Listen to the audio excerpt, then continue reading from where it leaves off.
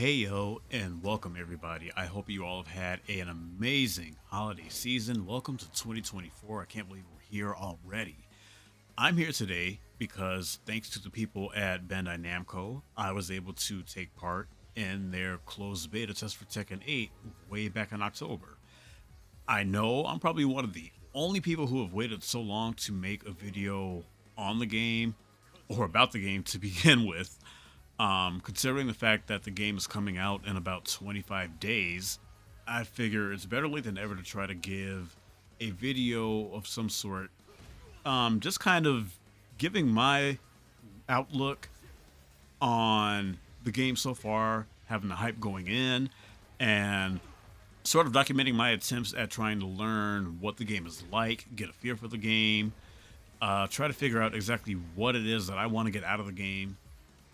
It's something I've been looking forward to for so long, especially as a casual person who's got experience playing Tekken, but not really giving too much of a go at trying to go competitive or play a bit more competitively. So for me, this was a perfect opportunity.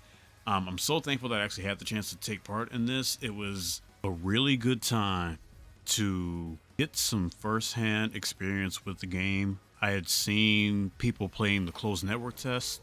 I looked at some of the Tekken talks, and the way the game is depicted really drew me in. Like, this seems like a different kind of Tekken than any Tekken we've played before. So, we're going to take a look at some of my firsthand experiences, my reflections with the Tekken 8 closed beta test.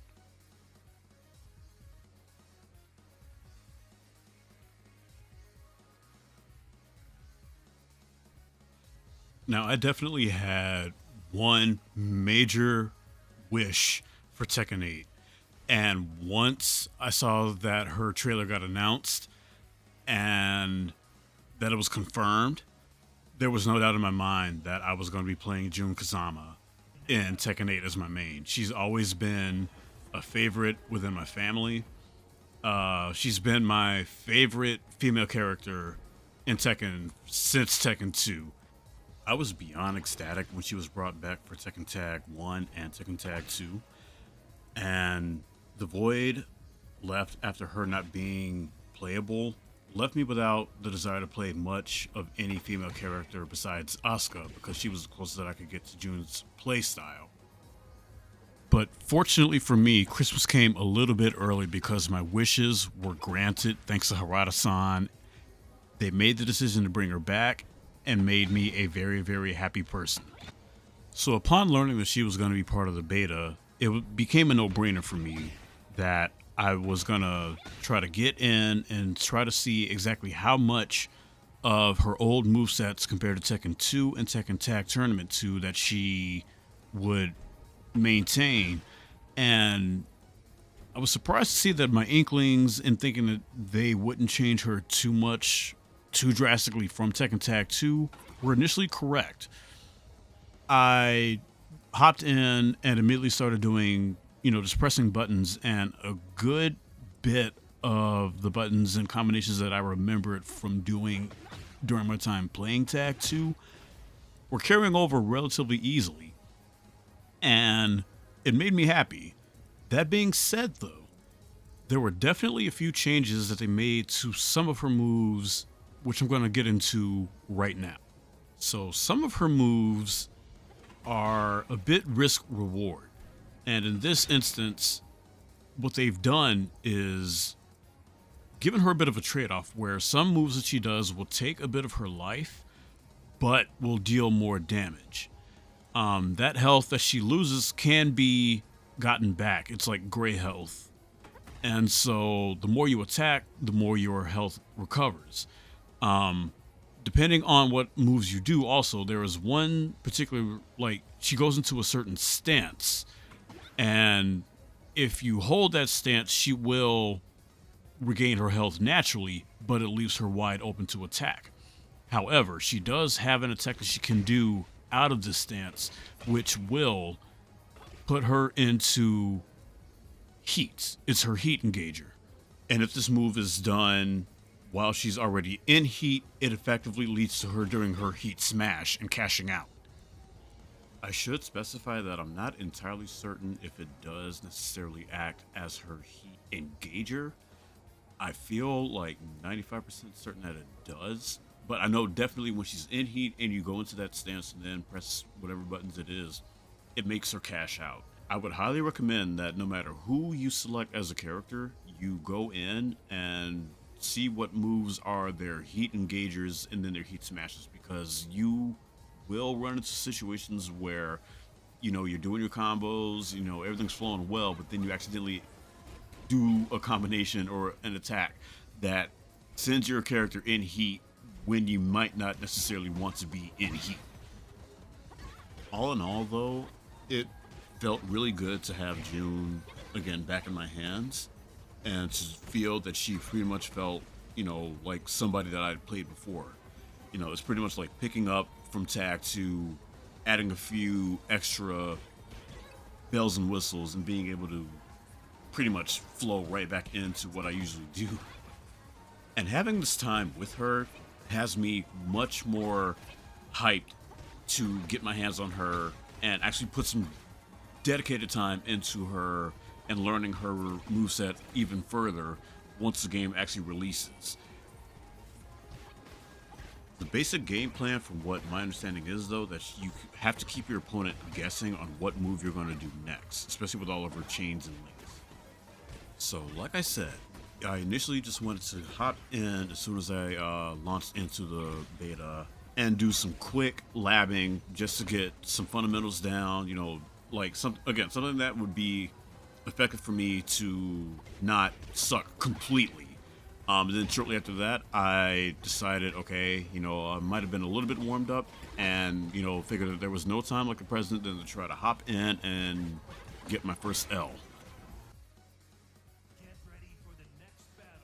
So my first matchup was against a person playing Claudio, and I've not played people who play Claudio that much in Tekken 7, and so for Tekken 8, playing against a Claudio, this was the worst possible first matchup I could have gotten, because I have no idea what moves of his are safe, no idea how to punish, and of course, again, I'm still trying to figure out exactly what my moveset is and what things I can do that work for me, and trying to see how effective they are against somebody else.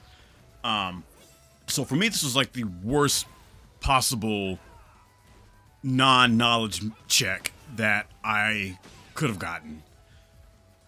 Now, also combined with this, though, I do believe that there was a rumor going around that people were playing a cracked beta from the first beta test, I believe. So when this particular beta came around, there were people who had a lot of experience with certain characters. I want to say that's probably about, I feel like I'm remembering that correctly, but I could be very wrong. Now, obviously, I didn't have it in my mind that I was going to win my first match because, I'm still, for the most part, relatively casual. And, being in an open or a closed beta like this, there's a good chance I'm going to be messing with people who've been playing, Tekken for years, who have a lot of that legacy skill. And, again, going against people who, for the most part, whose movesets I do not know. And that's exactly what I was met with. I lost this match, and I, felt like, okay, I was able to press buttons, but the buttons that I pressed weren't necessarily all that effective. And, of course, no one likes to lose, so it was a bit debilitating at first, but I decided to rock with it, because the first thing you should do is try to go into it with a mindset that every loss you get is still knowledge and something that you can look at and figure out, okay, this is what I'm doing wrong, this is what I need to do more of, and you analyze. And that's exactly what I tried to use this match as. I, even in readying up, figured that I probably wasn't going to win a second match, but I was going to try my best to figure out, okay, what is this guy doing that I might be able to exploit, or what can I do that might catch him off guard and give me some bit of an opening. However, this guy was really good, so that opening that I was necessarily looking for, he never presented me, and of course, I wasn't necessarily certain how to give that opening or make that opening for myself. And that leads me into the first point about this game. They are pushing for aggression and making certain that people are actively engaging each other in battle, and that is exactly what they did, or what this person did. He was able to check me in every instance where I attacked when I shouldn't have. Maybe should have played it safe and stayed still.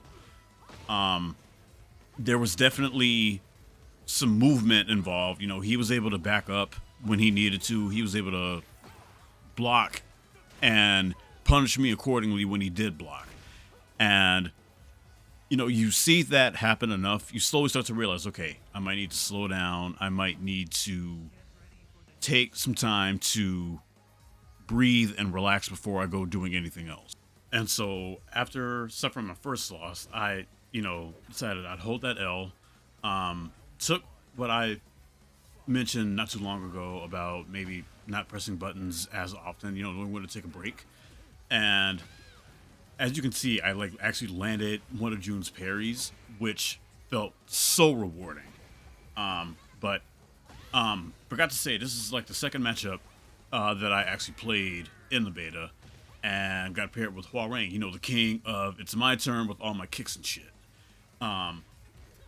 And that's one thing that I like about this game, is that it actually doesn't take as long to find a match or for a match to even begin. I think what the problem was as far as like Tekken 7 was that most of the load time between matches was based on, the whole loading animation and all that jazz. And Tekken 8 doesn't necessarily have that. They decided to tone it back so that way you could get back into the game as quick as possible. And that's one of Tekken 8's benefits coming from the beta. You maintain the fun that you're having by being able to get back into a game and play with very little delay.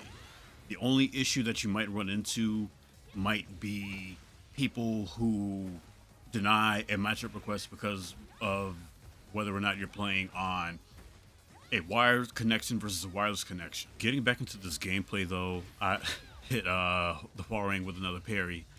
And that's the thing, a lot of this game, everything that you do is so rewarding. When you know that you're in the driver's seat and that everything that you're doing is the right thing to do, it feels so rewarding. There are times where you will get punished, or your opponent will find a way to catch you off guard, and you do kind of feel like, what the hell is going on? And I think, this is just me personally, I think I kind of test that to two different things. One being that the game does feel slightly faster than Tekken 7. And again, that might just be me personally.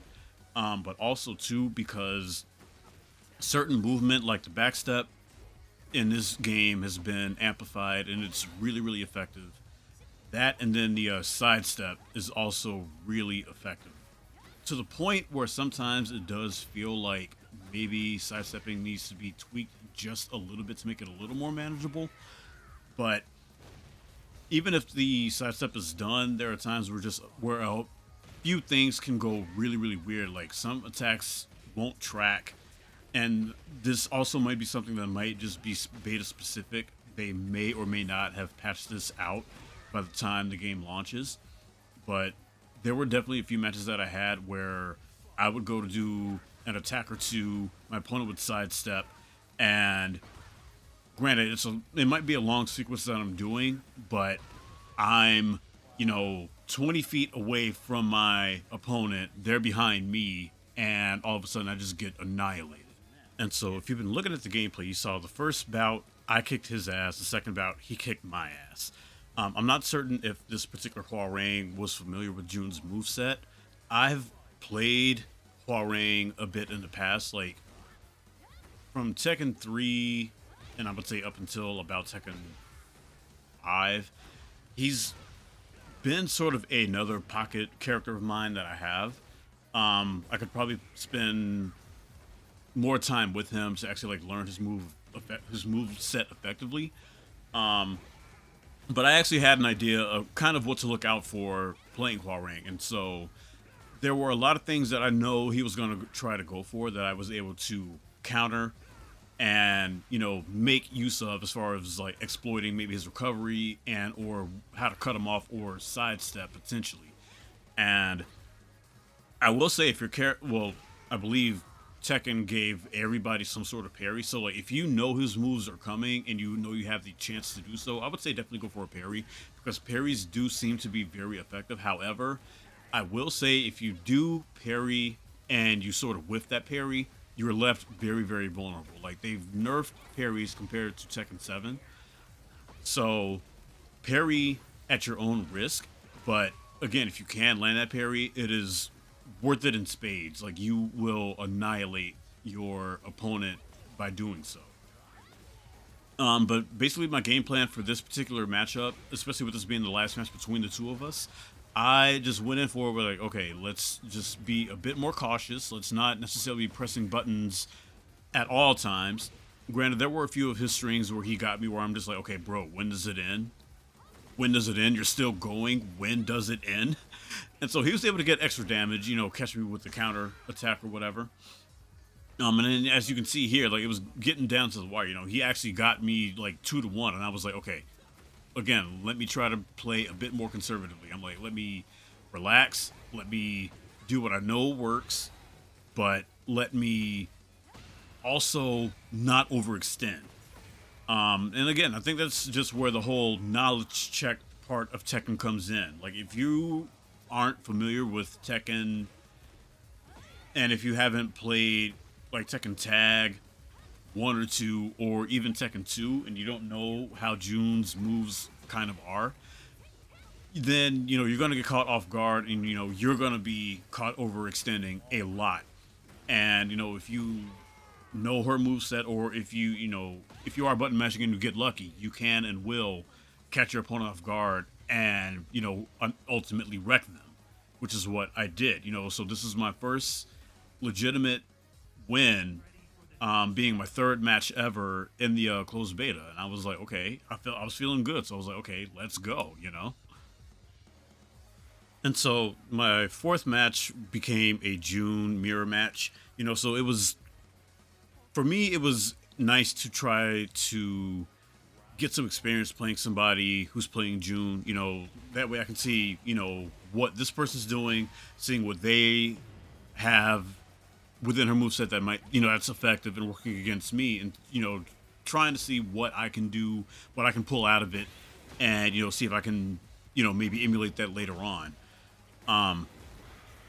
But I will say, overall, my experience with the beta was not bad. As far as the internet connection goes, again, being a Wi-Fi warrior, which I know a whole lot of people don't necessarily like. Even Harada, in the Tekken Talks, the Namco crew basically said, just don't play this game on a wireless connection.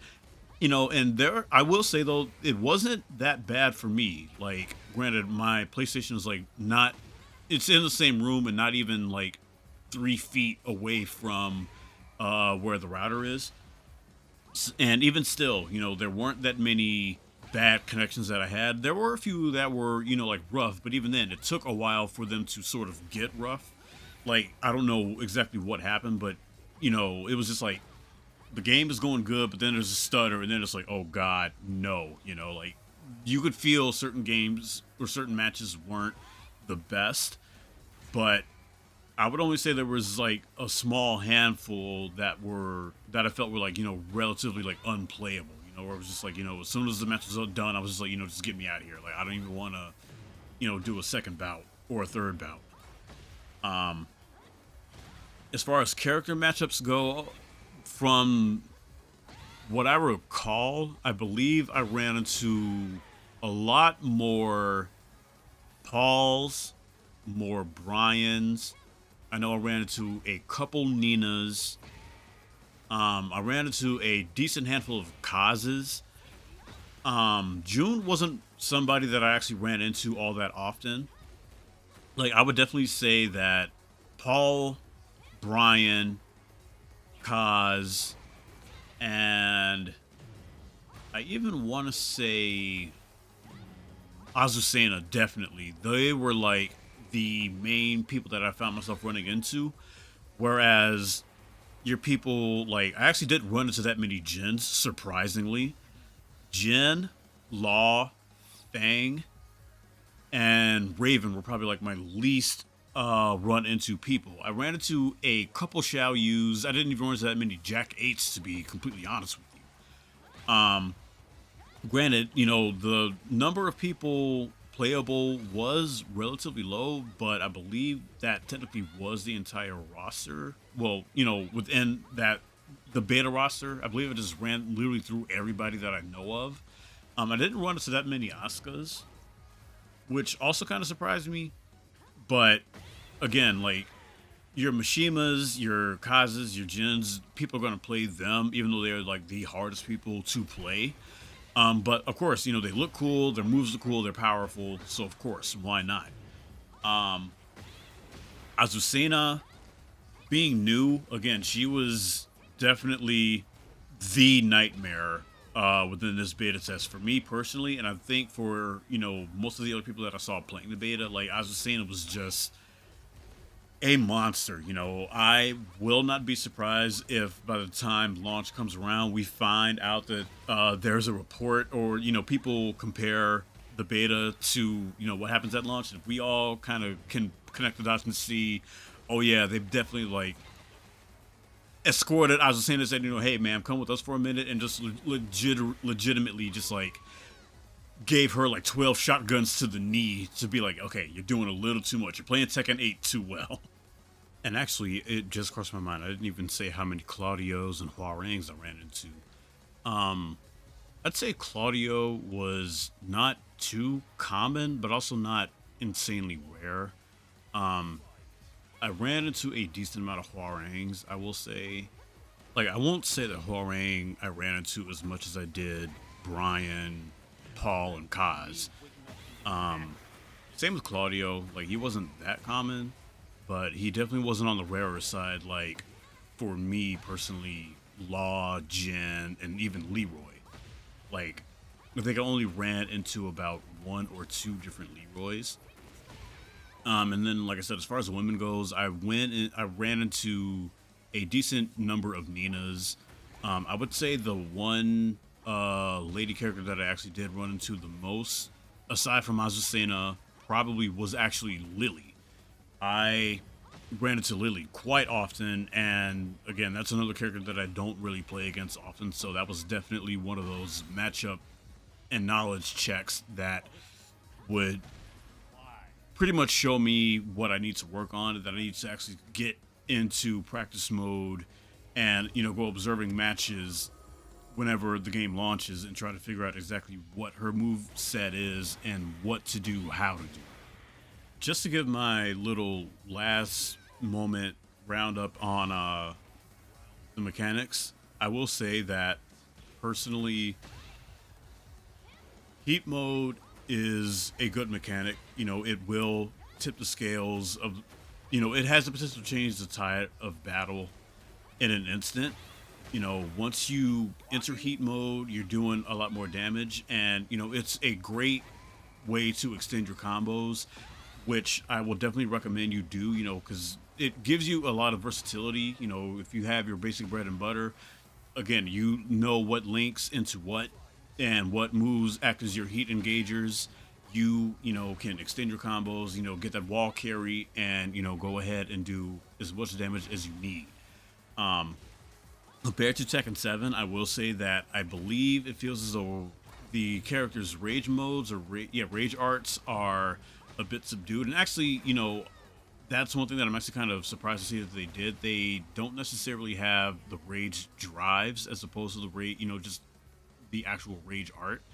I believe that the heat mode is supposed to act as a way to mitigate the need for the drive, but it does what it needs to do. If you are in a pinch and if you find that you have it activated, you can go ahead, do a combo of some sort, and then cash out all the way and do as much damage as possible to try to tip the battle more within your favor as much as you can. As far as my closing thoughts, again, I will say Azucena definitely needs a bit of a nerf.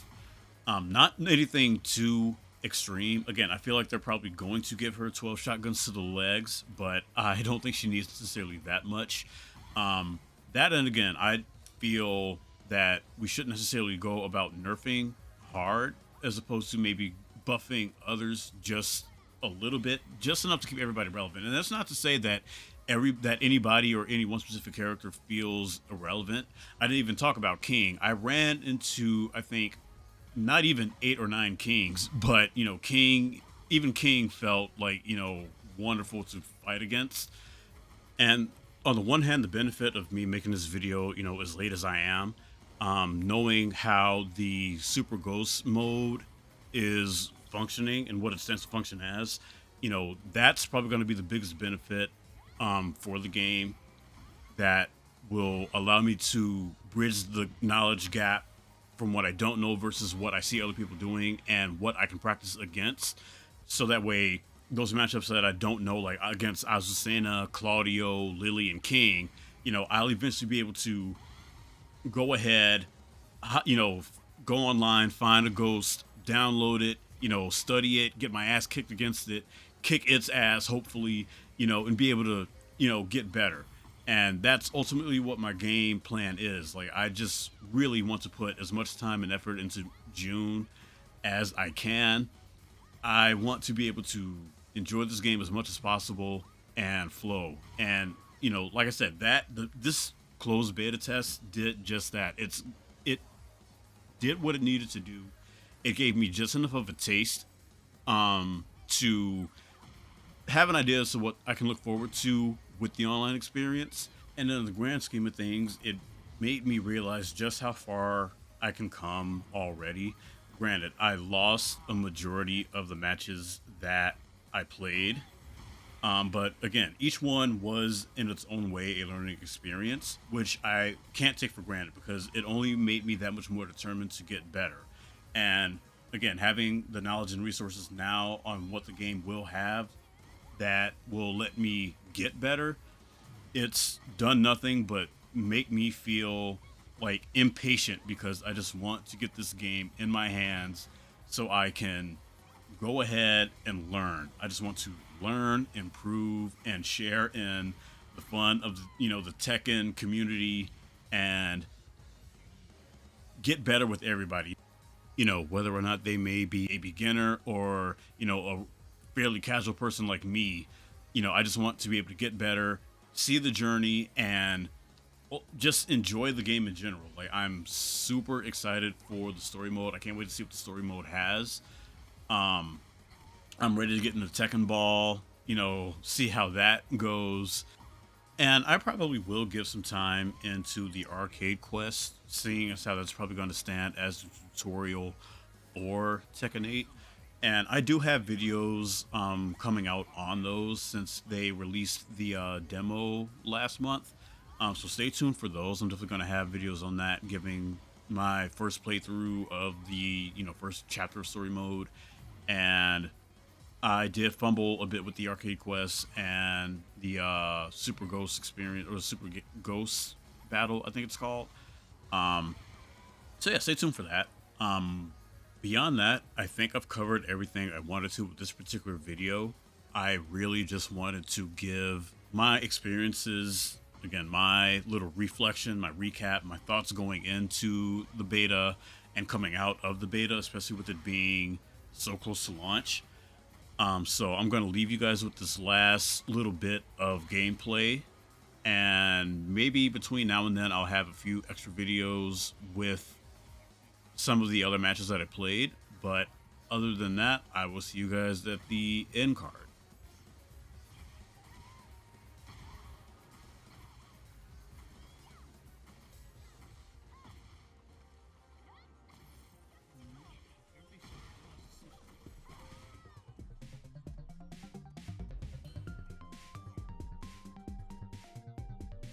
I would just like to take this time to thank you for watching. I hope you enjoyed. If you did enjoy, don't forget to like, comment, and subscribe. And if you do subscribe, do not forget to hit that notification bell so that way you can be aware of future uploads.